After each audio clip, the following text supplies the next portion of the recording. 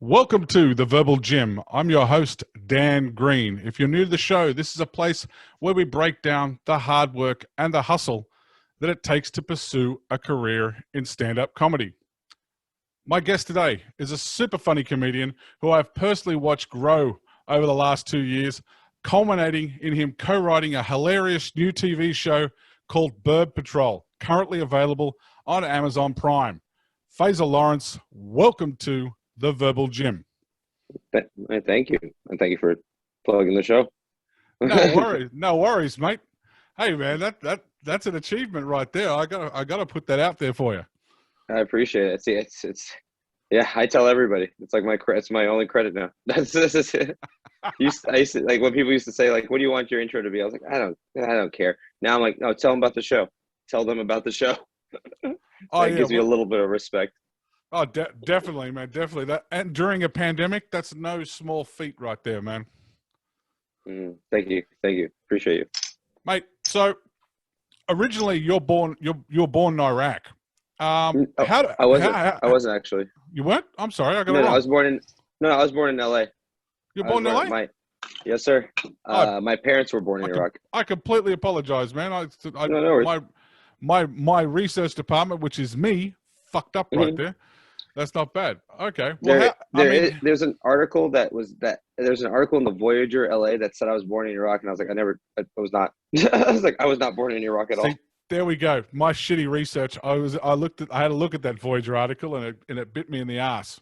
No, that's their fault, not yours. They're trash. You're just doing your due diligence. They just that. No, I did. I was like, wait, I was like, where'd you get that from? I was like, I went there as a toddler for like a month once. No. Well, okay then. What, mate? So you're born in LA with immigrant parents. What was your earliest comedy memory? And what was the thing that flicked the switch and said, you know what, I want to give this stand-up comedy a go? Well, to be fair, like, you know, even though I was born in LA, at the age of 1, we moved to Saudi Arabia because my mom is Saudi, my dad's Iraqi. Even though my mom was born in Iraq, she was a Saudi that was born in Iraq. So we moved to Saudi Arabia from 1 to 5, and my my earliest memories was just that, you know, over there they used to just buy me a bunch of I had like 40 something or 52-hour Tom and Jerry tapes. Oh wow! So I used to just mimic it. Even at the age of 3, I'd like do the little like the little tiptoe everything.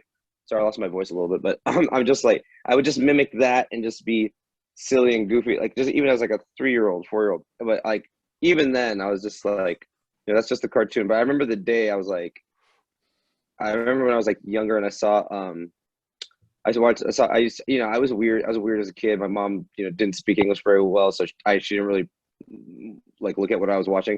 So even at like a young age, I was like at 5 and 6, I was watching like Martin and like In Living Color. Oh wow! And then like so even at like 5, so I was like, oh, this is kind of cool. And then I saw Jim Carrey on In Living Color, and then I saw Jim Carrey in The Mask, and I was like, I want to be funny. I want to do that. I want to be like that guy. I was like, I want to be funny like that guy.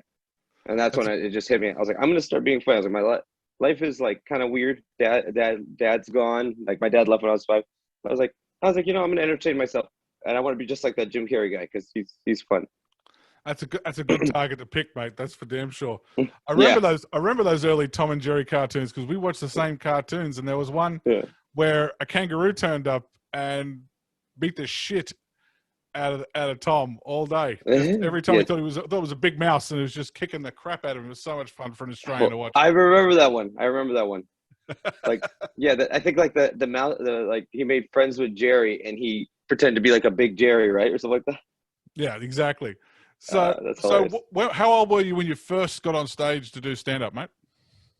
The first time I did stand up, like actual like stand up, was when I was 20. I quit and came back like 5, 6 years ago. Okay, well. Yeah, So, it was at a hookah bar.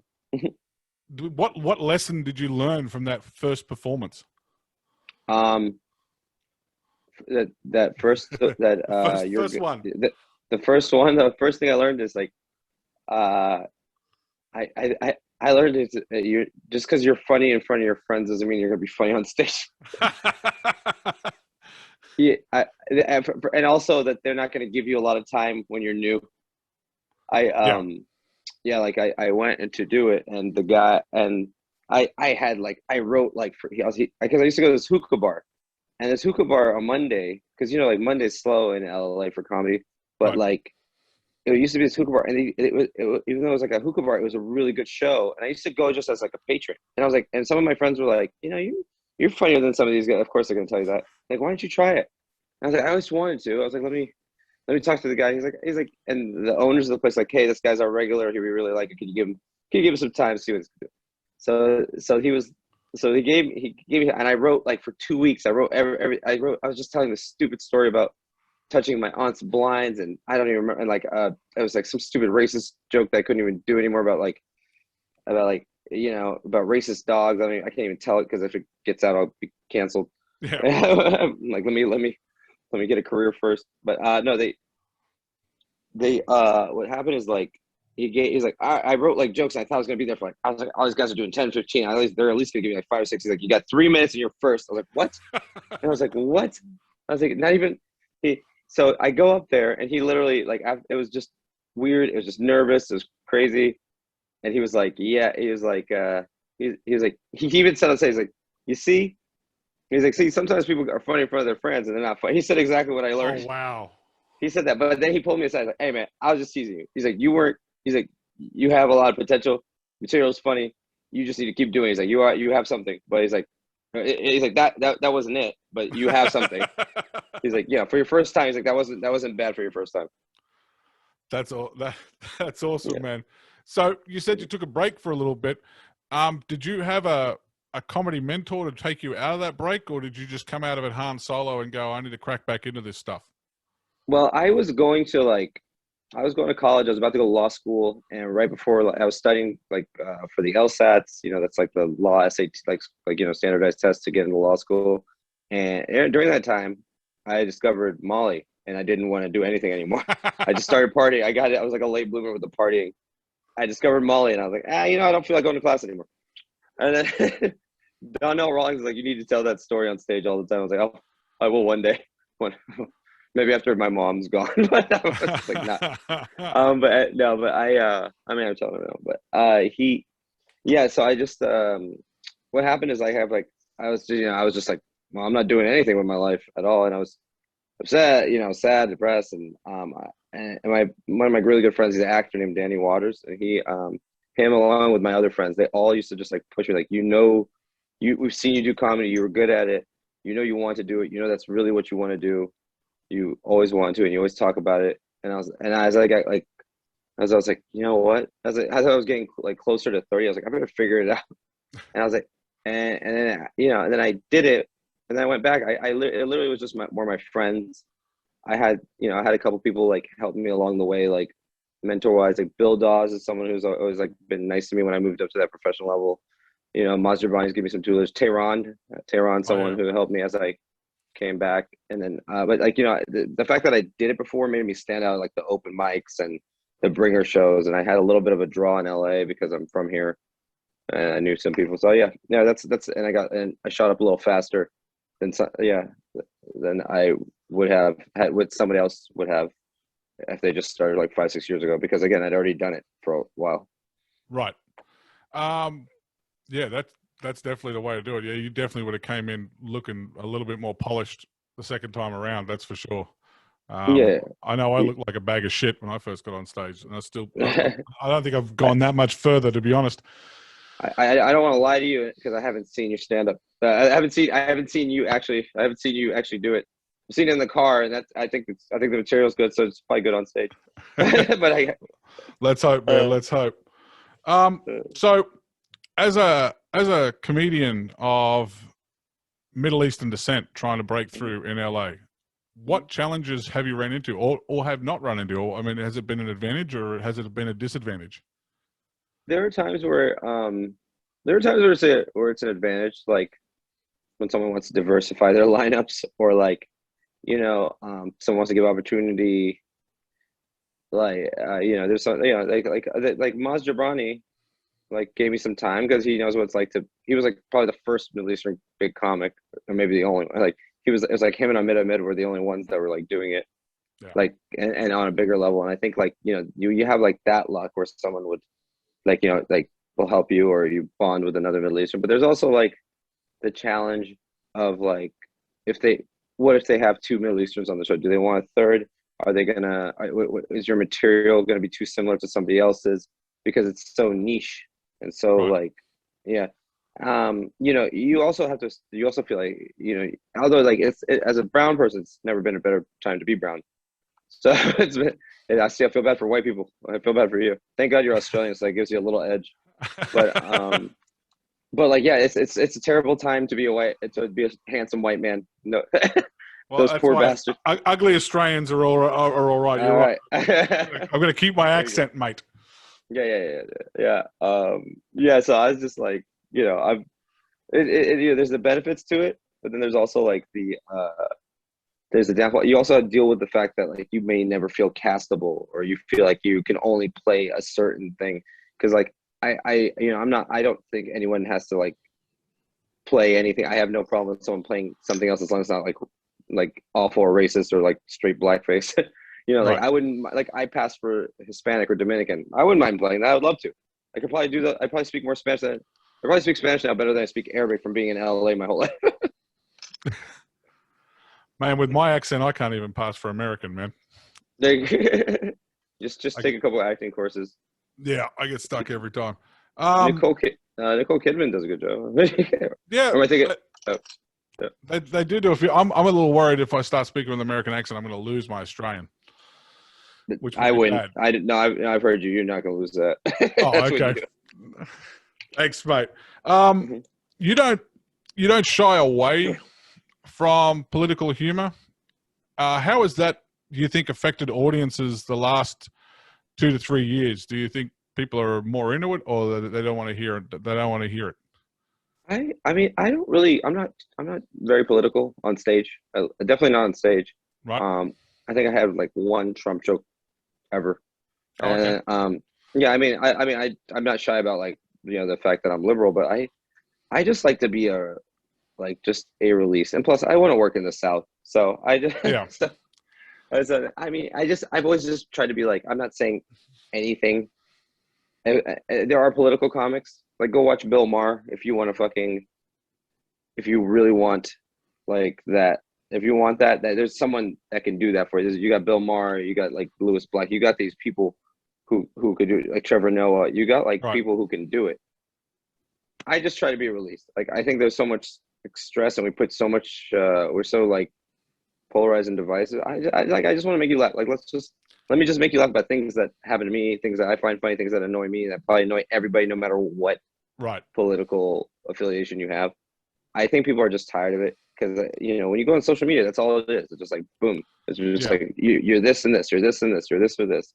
I mean, it would be nice if like even when you're watching like news, they don't tell the person, they don't have to put that like this is the Republican commentator, this is the like that's like we'll figure it out.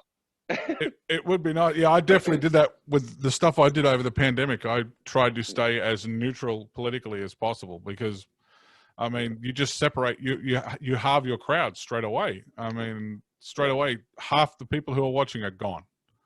Oh And yeah. then even if I do make one side happy, eventually someone's going to go, hang on, with me anyway, they're going to go, you're fucking not even from here. You don't even get to talk about this shit. Yeah, So, that's funny. That's funny because like all the great people that like tell us how to fix our country are usually like some kind of immigrant. yeah, Jim Jeffries has been lighting them up for a while, man. Exactly. Yeah. But yeah, don't worry. Whenever I go back to Australia, I've got a pretty good American set lined up that I just don't want to get internally cancelled out here for going on about. Yeah. So you've been performing. How long have you been performing now in LA? Well, since I came back to now, like 5 6 years. I think I'm on Okay. like six. So what's your favorite room to do stand up in LA, mate? Hands down, it's still Laugh Factory. Laugh Factory is it's just a great room.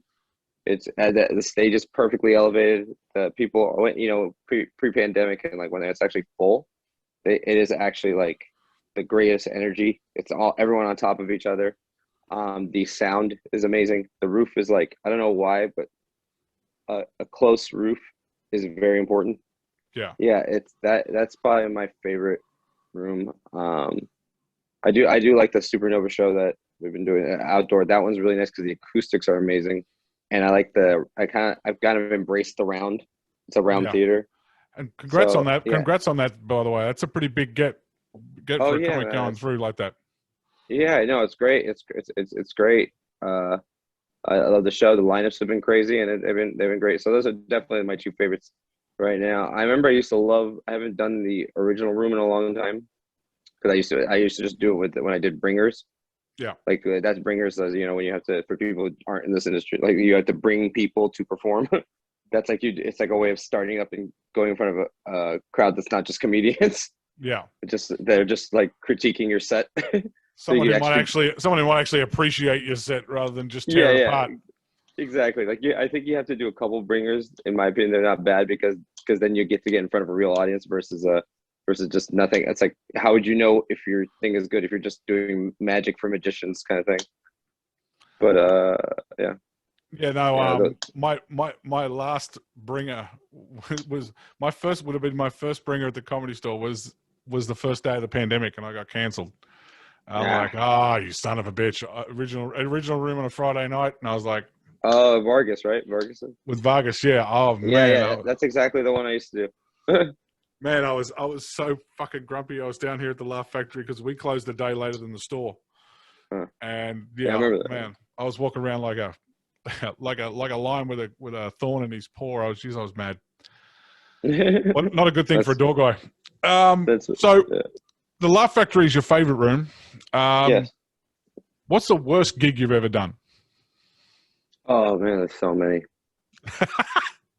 Because there are all these like pop-up events, and there's like, and I'm not even gonna count like a mic. I'll count like an actual like something where you get paid. I'll tell you. You know what? I'll tell you. This had nothing to do with the club, but the worst gig ever was the Laugh Factory Long Beach. This group of like 10. I don't know. They look like the freaking like generic brand of the Sons of Anarchy showed up to the show. They came up. I saw them pull up off of a like a party bus. So I already knew it was gonna be trouble. 8 guys coming off a party bus with some of them with like beards down to their dick, and they're just like, and they just like were like, they decided they were just gonna heckle the entire time. So I had to. They literally were yelling, and I don't know. Nobody did anything about it. Security did nothing about it at that. I'm sorry. I don't want to throw anybody under the bus. This was years ago. So this was, but like no, like they just kept yelling. Like I couldn't even. I was like, all right, you guys want to be part of the show? Let's talk about it. And then they literally heckled every single person's set. And I just like at the end, I couldn't. They also seemed like they were seriously wasted and seriously like aggressively like white hick. That I was like, these guys would be the guys that charge the stage, and if the guy hasn't even told them to be quiet. By the way, I'm hosting, so I'm like, I have to be there the whole time. Oh, you're getting heckled 5 times. I'm getting I had a 15-minute set. They heckled the entire set. I had to talk. They were annoying people. Like they were annoying everybody. And so at the end of the show, I just decided, fuck it, I'm gonna roast them because I can just get off the back and drive away. So I was like, in case they charge us, yeah. So I gave it to them at the end. They got their business at the end. But I gave it to them at the end. I really was like, I found out they were there for a bachelor party. That was the bachelor party. I was like, really? You're not going to Vegas, or like you're going to the Long Beach? You're going to Long Beach Laugh Factory? I was like, probably coming from like Modesto, where they're from, that is like very glamorous. But I remember I just told them, I was like, what, you guys couldn't get your usual table at the Chili's? You could. I was like, no, I want to buy you a gift. What Walmart are you registered in? I literally just gave it to him for like 5 minutes at the end of the show, and I jumped in my car and drove the fuck out. Yeah, those bachelor parties. When I used to work the front door of nightclubs back in Houston, it was always the one guy wearing shorts that was the problem at a bachelor party, and that's the guy who's already married and doesn't give a, and that was exactly what he'd say. I don't have to wear jeans or a pair of pants to go to a club. I don't give a fuck. I never come out. And I'm like, that's the guy who's going to kick shit off. And it sounds like you had an entire party of that fucking guy. I don't think any of them wore pants. I think they were all shorts guys. All shorts guys. They literally were the weirdest assortment of like I think like a motorcycle gang would like be like, oh, who's this trash? Sons of Anarchy has a lot to answer for. Living on Sunset where I live, and you know, it's the same thing all day, up and down Sunset. 3 and 4 guys who are now a fucking motorcycle gang because there's 3 of them with matching jackets, and you're like, Jesus Christ, I gotta listen to this shit all fucking day. I mean, South Park had it right. Right, exactly. I get it, 100%. I'm like, well, how many bad things have to happen in your life for you to think that's how you should be living your life? Oh, definitely. The guy with the fucking stereo on his bike, that's the guy I want to push off. I mean, there's some... Oh, yeah. There has to be some sort of level of social responsibility when you're playing music that fucking loudly that it should be good music, not just Despacito for the millionth fucking time. Yeah. Oh, God. So, mate,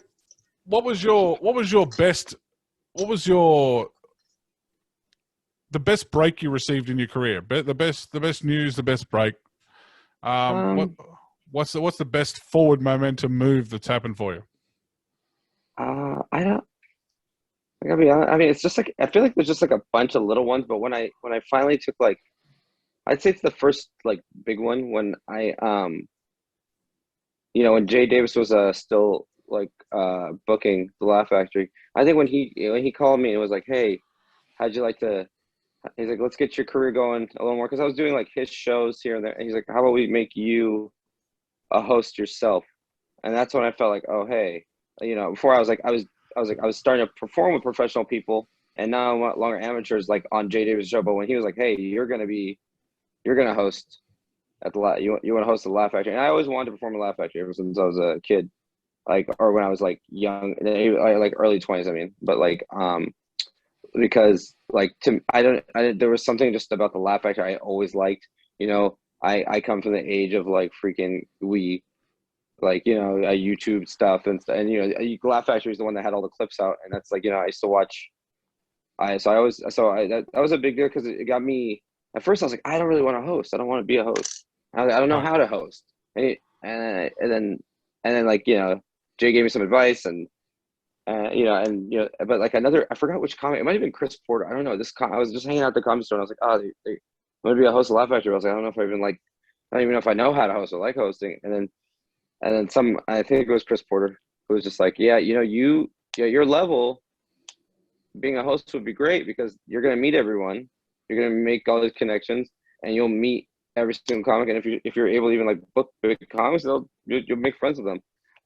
So I was like, it was great advice. I was like, yeah, okay. Yeah. I mean, I wasn't going to say no either way, but I was like, but yeah, that was because that just like put me in touch with all these other people. Then like, one of my favorite weekends though is still when Maz Jobrani first asked me to feature for him, because that's like as a Middle Eastern, that's the only person I had to like relate to growing up, seeing his stand up. So when he asked me, that was great. It was a great week because it was also like the first time I remember that weekend, because it was like the first month that I was able to pay all my bills with just comedy. Wow. And then it was like nice, and it was like nice, and that like even if you're killing it in stand up, you're gonna need a day job for a while, or you're gonna need another outlet. You're gonna need something. You can't just So it was like the first month, like because it happened to coincide with like me getting a college gig, and I was like, oh, there's money here. There's money. I need more of these, but there's money to be made. I was like, what the fuck am I doing? I was like, what the hell? I was like, when is it gonna get? I was like, I feel funny, but I'm not making money, and that's something you're kind of.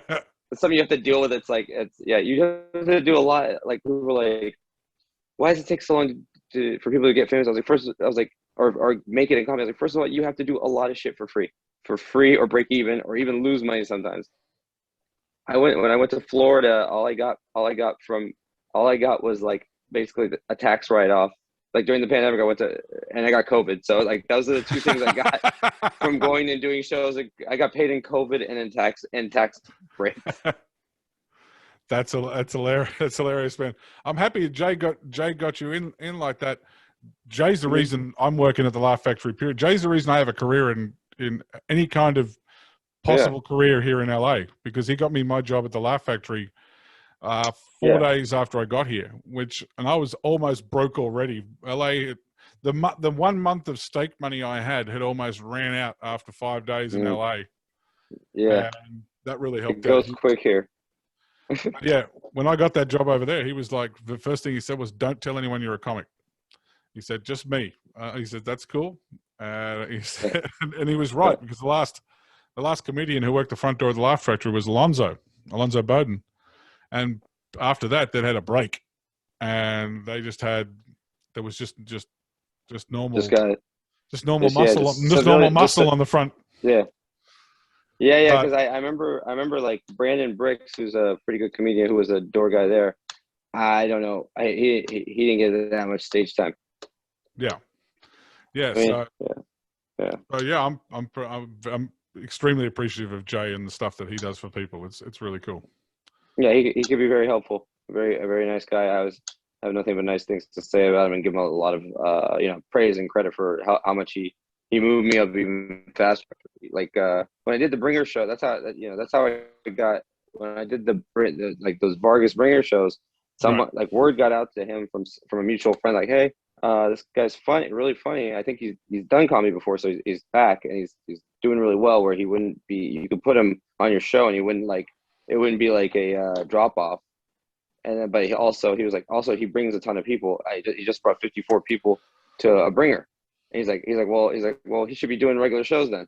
And then Jay had me like, do some cold opening for him at the Improv, and then he had me do some sets with him at the Laugh Factory, and then like I said, from there he moved me up faster, because I remember like I went from like performing with like the girl who just got out of rehab, who's trying this out just to get her friends, or the actress that wants to diversify and maybe try comedy because she saw like a Whitney Cummings special she liked, but she never had an interest, or she's just trying to add to her reel. I went from those shows to like Dane Cook saw him next. That's all because Jay did. So it threw me into the fire a little faster. It was just nice of Jay. He helped me out in a lot of ways. That's cool, man. So the pandemic comes around, and we all get fucked. How do you stay relevant during the pandemic? How did you find? Did you just roll up in a ball, or did you find stuff to do and went, you know what, I'm going to stay relevant? I don't think I'll ever be relevant. No, when I first did, I was just like, I did curl out into first I just grabbed a bottle of whiskey. the first couple of weeks of quarantine, I was just drunk every day. And I went up to my pool and did nothing, like in my building. And because thankfully they didn't care here and they didn't close it. They're just like, just keep your distance. So anyway, and then I was like, damn, you know what I was like, people are stuck at home. I'm stuck at home. I was going to start recording sets and putting them up to get content and follow, because I never really cared on social media. I decided to care right when the pandemic happened, where I couldn't record any sets. And so what I decided to do is I was like, how do I entertain people when I'm at home, when they're at home and I'm at home? I started first I just started making memes because that's easy. And then people were like, oh, I like this. Thank you. Like, I don't have a ton of followers, but I do have, I have some following. And then so I was like, I'm going to make people memes. I'm going to make little stupid videos just to entertain them. Kind of outlet myself too. I thought it was going to be for a few weeks. Turned out to be a year. And now people just like love the memes anyway. So, and I just like it's a creative outlet. But I was doing that, started doing this. I think you've probably seen it, where I just go on my balcony and rant about something. Yeah, your balcony thoughts. Yeah, the balcony thoughts, spelled THOTS. Yeah. I remember I was just like, because I was so bored. My balcony was never used because it was dirty. My ex-girlfriend used it as a storage space, and I think I still left it that way. And if I just tossed everything that was out there, I was like, oh, it's a nice place to have a coffee in the morning. And I just started like ranting. So there was like that. Then the opportunity to write Bird Patrol came along, and that kept me sane and paid my rent 1 month, so that was good. Yeah. Now, how the hell do you go from? I understand writing something in the middle of a pandemic. A lot of people wrote stuff, but Mhm. you guys wrote then produced it in the middle of a Yeah, pandemic. I mean, yeah. was somebody drunk to come up with that idea, or how, I mean, how does that even unfold? You gotta talk to Brennan, Brennan Brennan? McNichol. Yeah, well, Brennan's a crazy man that had the idea, and well, the thing is, he had the investor money. He was sitting, and he's like, I got the investors. I said, I want to go with this. He's like, let's go. He's like, they're gonna run out of content soon. That was like his whole thing. They're gonna run out of content. He's like, this is the time to get it. He's like, people are gonna need something for their catalog. And it did get shopped everywhere, and everyone's doing document. Everyone wanted to add like documentaries. There's all documentaries and like murder mystery. That's all Yeah, yeah. everyone wanted. If you can find an undocumented murder right now, good fucking luck, Oh, because it doesn't oh yeah, exist. yeah. Exactly, dude. They're doing like murder. You'll probably find like a murder of something that didn't matter, like a 7-Eleven shooting. And they could and then Netflix will draw it out for 2 hours and 10 episodes.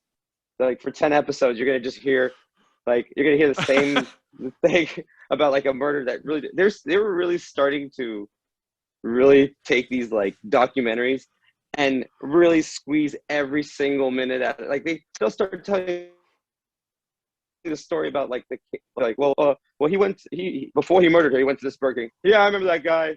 He used to always ask for no pickles. One time we put the pickles on, but he was okay with it. He would, I would have never thought he was a murderer. Like, why is this guy getting interviewed? Why are we still like, That, yeah, then they'll do a 20-minute backstory on the Burger King guy and his yeah, home life. exactly, Like you gave a fuck about what that guy does in his double wide. exactly, exactly. Like, yeah, exactly. He's like, yeah. I originally worked at McDonald's, but this one was closer to my house. And he'll just be like feeding a duck or something. That doesn't matter. So stupid. But yeah. No, then eventually Amazon And was the like, voiceover will be took like, it. and Faisal moved from McDonald's to Burger King, never knowing that he would run into things like this. Yeah. He's like, it's like, did you even know the guy? Like, yeah, no, not really. Did you see anything with the murder? Have anything like anything? No, I just served him a burger once a week. It's like, yeah, and then they're gonna, yeah, So there's definitely room for comedy at this point. You yeah, but seem they're not looking for too much. They're also like Netflix. I know they had a bunch of like comedies backlog. Are you noticing that all these sitcoms are finally coming out? yeah. And They're now, like, yeah, they're shit though. Half of them are shitty, but yeah. there's some that really just it's just like they're just shoving it down your throat. Yeah, you can see some I premises that look like got pushed through on like a Friday afternoon. Someone came in at 2 o'clock and was like, "Hey, what do you reckon about this shit?" we need 10 minutes. Why not? Yeah, dude. There's some of the like sitcoms that they do on like Netflix that I've noticed. Like I've just noticed some of the sitcoms with the laugh track that it's just like, dude, they did this in the '90s better, and it wasn't even that good then. Yeah, that's the thing. Laugh tracks have changed actually over the years. I mean, obviously, what people find funny now is not what people found funny back in the days of the original laugh track. So, yeah, Yeah. and it seems like today's audiences don't really laugh either. Watching something like that, it's like, can you have a Uh, raised eyebrow track or something like that? I mean, yeah. that would be what you're going to get. There you go. Like a smirk track. A smirk track. That's definitely the way it should be, mate. So I think where I'm rolling my eyes more than I'm smirking actually at those shows. so Yeah, your very good. material, mate, are you more a joke writer or do you tell or more a storyteller? Where do you get your material from? Um, I, I I do a little bit of both. I do a little bit of both. I'm more of a joke writer because I like that because I think I just like to tell who I just complain. I think I'm more of a complainer. Like I think I'm yeah. I think I'm that like You're a gripe comic? I guess so. But I mean I just like I don't know. I think my worthless degree in philosophy helps me just see things that don't make sense and complain about it. I think that's what it was good for. But I just complain. I mean, but I make fun of my culture, but in a way that's kind of complaining, or just making fun of it. But I also like when I do tell stories because it's about my Right. mom. And I have a lot about her. So, and she's just funny because she's just foreign and silly. And, her English isn't that good, but, you got to be patient with her because she's only been here 35 years. Yeah. Oh man. So you Yeah, told me she hasn't had time to learn the language. you told me what the worst gig you've been to. What's the weirdest thing you've seen on a comedy stage? Oh, so this fraternity hired me to host they have like this thing where like like it's like generations of their frat, like the people are there with their wives, they have dates and they have like a dinner, and they hired me. Like some guy saw me at the Laugh Factory and he was like, hey, I really like your stuff, and my fraternity at UC Riverside, like he was like probably like approaching 40 or maybe 40. He's like, I was like, you're in a fraternity? He's like, no. He's like, I'm an alumni. He's like, and we have like a dinner, and he's like, we have a great show, and we need a host, and I think you would be he's like, I would love if you'd host it. Like I was like, okay. He's like, I'm gonna let you know the other attraction. You'll be doing your comedy. You'll be doing this. The other attractions, kind of weird. He's like, we'll give you a great dinner. We'll give you food. He's like, whatever your rate is, let me know. It was great. It was a great paying gig. And the thing I was like, and he's like, he gave me the list of what was going on. And when I saw it, like they had okay, first they had a burlesque dancer. They had risque puppets, like puppeteers. What, like dick puppets? Well, there was all kinds of shit. There was one that was like they had her, like the puppet going around. She was like a stripper, and she had swing her hair. There was great puppetry work. They had giant puppets that were the size of me that were doing like weird sexual things, and I don't even remember the name. I wish I could. I think it was Rasputin's Puppeteer or Risque Puppeteers or something like that. What the fuck was this? Was this the Illuminati fraternity or what? I thought I was like, someone's gonna get sacrificed after this, but it was the funniest thing. And and then they had this they had an Oompa Loompa too. They had a guy who he's like he had an Oompa Loompa, a gentleman, like a little person that like dressed up like Oompa Loompa, did dances, went around taking shots with them and stuff. And again, like this, and then I went to and then they had lastly they had this clown. I don't remember. He was like he legitimately might have been a hobo. He did no real actual magic. He just chugged beers, shot like a cap gun. He had a gold tooth and a beard, and he was just like he was like surly. He was hilarious in the back because first I thought I was like, oh, this is a legitimate crazy hobo, and then I talked to him. He was as normal as someone who does that for a living could be. And it was like literally, I was like, I would have taken less money to do this show. So you basically stumbled onto the real life Wolf of Wall Street set by the sound of it. It looks like it's one of those day parties. Yeah, those kids are probably gonna those college kids are probably gonna end up being like those people. Yeah, because it was like generations. Yeah, it was just funny because I was like, how funny is this shit? I was like, guys, I literally came because when I was like, I agreed to the gig when I saw Risque Puppeteers. I was like, Risque Puppeteers. And that was funny. Yeah, it was hilarious, dude. Puppeteers fight, like there was like sexual puppets. There was risque. There was creepy puppets. That was the highlight of the show that was already weird. Risque puppet. Yeah. Now they have a thing in Australia called Puppetry of the Penis, where two guys come out and make puppets with their dicks. I've heard of that. I've seen. They used to have a show. They used to have a show, right? Yeah, they got a network show and everything. It was HBO. Shows how insane Australian entertainment can be sometimes. We're like, oh yeah, we're good with that. Not now. You can't do Puppetry of the Penis now. You get shut down. Someone will have a problem with that. This stupid country really needs to get together. Those guys are just off doing dick jokes in dark corners somewhere or something like that. Now they've made it dirty. It's no good. It was beautiful before. So Faysal, where can people find your comedy, mate? I'd say the best place to find me, just see where I post about gigs at the Real Face, all on Instagram, like FACE, because I go by Face. Like with in my personal life, and I kept my handle the same since I was not doing comedy. It was So yeah, the real face, all one word. Yeah, or you could just look up Faysal Lawrence, it should pop up. I finally got some footage from an outdoor show. Probably gonna post a few clips. Nice. I'm gonna start making some funny videos, like with some I'm gonna try to get on the trend with the kids with the TikTok. It's probably like buying Bitcoin now. I'm probably too late, but I'll try anyway. Actually, you know what? Fuck it. I'm just gonna buy the Bitcoin. Fuck the TikTok. just gonna buy the Bitcoin, mate. Yeah. Where can people find Bird Patrol? Amazon Prime. I believe we still actually have all 10 episodes for free on YouTube, but you can Awesome. stream on Amazon Prime for some reason, or not. Maybe not. It's weird. It's getting way more views. And everyone's watching Amazon Prime. Almost no one's watching it on YouTube. Mate, So that's actually better. Amazon Prime's easy to go down a rabbit hole on. I do it all the time.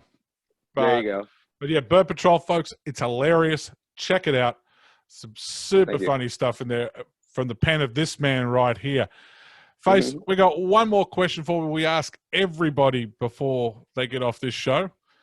Mate, if you could go back to your first time on stage and talk to first set ever Faysal Lawrence and give him some advice, what would you say? Slow the fuck down. Slow down. I'm not naturally a fast talker, so I try to slow down when I'm talking. Like, yeah, I'm like more aware of it now.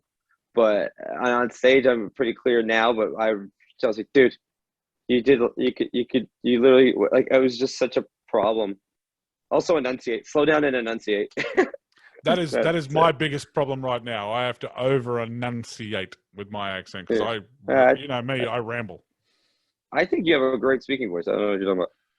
I don't know what you're talking about. I mumble. When I get it right, when I get excited and it's going well, that's when I go in hyperdrive and things go too fast, and I'm like, oh yeah, da da da da da da. And if heaven forbid I'm talking to another Australian, and then we're fucked. No one's going to understand anything. Yeah. Well, when you get on stage, sometimes you get that jitter and it just speeds you up. Yeah. At least in the beginning. Yeah. Well, Faysal Lawrence, thank you for coming on the Verbal Gym today, mate. You've made some very good points. I hope people who are working on pursuing their career in comedy take some of your tips to note. I mean, definitely there's some good stuff in there, okay? Thanks again for coming by, man. Good luck at Supernova tonight. Thank you. This will come out after that, but yeah, that's a big deal. Yeah, it's all good. Thank you. No worries, mate. Thanks, man. Cheers, mate. Cheers. Bye.